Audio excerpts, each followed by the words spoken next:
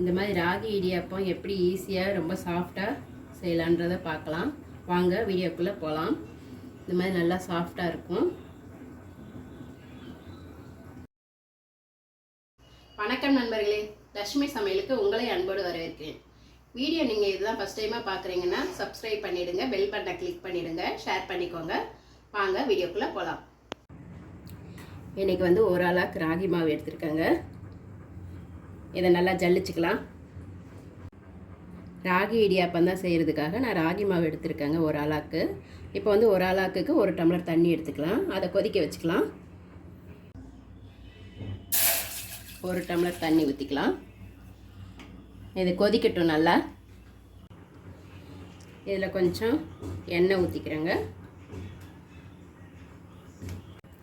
இதில் கொஞ்சமாக சால்ட்டு போட்டுக்கலாம். இதை நல்லா கலந்து விட்டுக்கலாம்.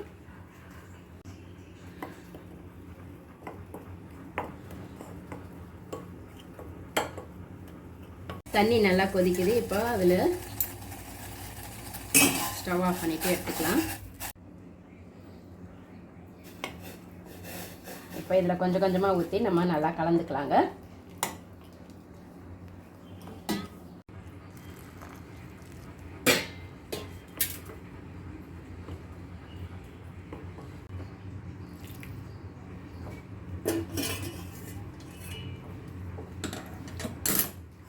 அவ்வளோதாங்க, நம்ம 1 டம்ளர் தண்ணி கரெக்டாக இருக்கும். இது நல்லா பிசைஞ்சிடலாம். கொஞ்சம் சூடாகினதும் கையில் பிசைஞ்சிக்கலாம்.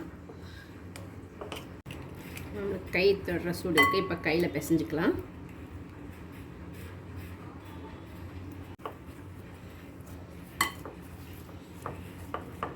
நல்லா சாஃப்டாக பிசைஞ்சிக்கலாம்.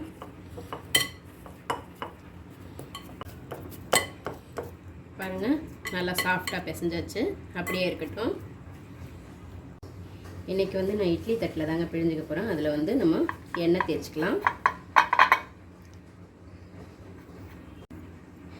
இப்போ நான் இடியாப்பம் பிழியறதுக்கு இந்த மாதிரி சின்ன சின்ன ஓல்ஸ் இருக்கும் இல்லைங்களா, அதை போட்டிருக்கேன். இது ஓம் பொடி இதெல்லாம் பிழிஞ்சிக்கலாம். இடியாப்பமும் பிழிஞ்சிக்கலாம். இப்போ நம்ம பிசைஞ்சு வச்சுருக்க மாவை இதில் போட்டுக்கலாங்க.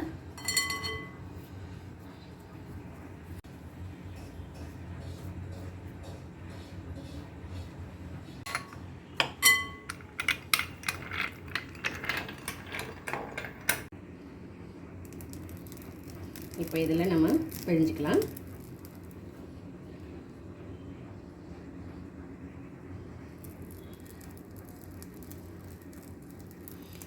இதை நீங்கள் சாயந்தரம் ஸ்நாக்ஸாகவும் சாப்பிட்லாம், நைட்டு டின்னராகவும் எடுத்துக்கலாங்க, காலையில் டிஃபனாகவும் செஞ்சுக்கலாம். ராகி இடியாப்பம் ரொம்ப ஹெல்த்தியானது கூட. நம்ம குழந்தைங்களுக்கெல்லாம் ரொம்ப நல்லது. இதோட நீங்கள் தேங்காய் பால் வச்சு சாப்பிட்டிங்கன்னா ரொம்ப நல்லாயிருக்கும். இல்லை குருமா கூட வச்சு சாப்பிட்லாம். நம்ம இட்லி பாத்திரத்தில் இட்லிக்கு எப்படி தண்ணி வைக்கிறோமோ அதே மாதிரி வச்சுட்டு இதை வச்சுக்கலாங்க. நான் ஒரு 6லேருந்து 7 நிமிஷம் வச்சுக்கலாம் வேக வைக்கிறது.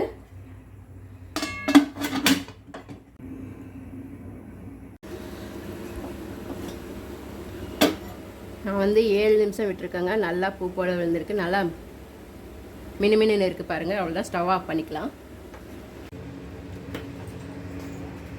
நல்லா சூப்பராக வந்திருக்குங்க. ஹெல்த்தியான ஒரு டிஃபன்.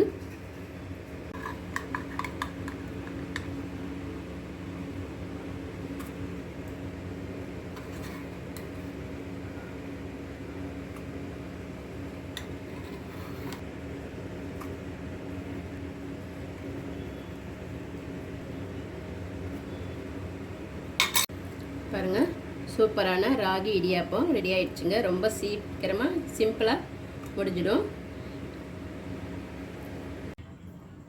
பார்த்தீங்கன்னா நம்மளுக்கு ராகி இடியாப்பம் ரொம்ப ஆறுனா கூட நல்லா சாஃப்டாக இருக்கும். பாருங்கள், நல்லா சூப்பராக இருக்குது. இதுக்கு தேங்காய் துருவி அது மேலே போட்டு சர்க்கரை போட்டும் சாப்பிட்லாம், இல்லைன்னா தேங்காய் பால் எடுத்தும் சாப்பிட்லாங்க. அப்படி இல்லைன்னா நம்ம குருமா கூட இந்த மாதிரி தொட்டு சாப்பிட்லாம். எல்லாமே நல்லாயிருக்கும் சைட் டிஷ்ஷு. இது சுகர் பேஷண்ட் கூட நல்லா சாப்பிட்லாங்க. ஏன்னா ராகின்றது ஹெல்த்துக்கு நல்லது. சின்னவங்க பெரியவங்க வரைக்கும் ரொம்ப விரும்பி சாப்பிடுவாங்க. இடியாப்பம் வந்து நம்மளுக்கு நம்ம சாஃப்டாக வரணும்னா நம்மளுக்கு வந்து அந்த தண்ணி நல்லா கொதிக்க வச்சு போட்டு பிசைஞ்சாதாங்க ரொம்ப நல்லா சாஃப்டாக வரும். ரொம்ப ஈஸியாக பண்ணிடலாங்க. அதனால் நீங்களும் ட்ரை பண்ணி பாருங்கள். எப்படி இருந்ததுன்னு கமெண்ட்டில் சொல்லுங்கள்.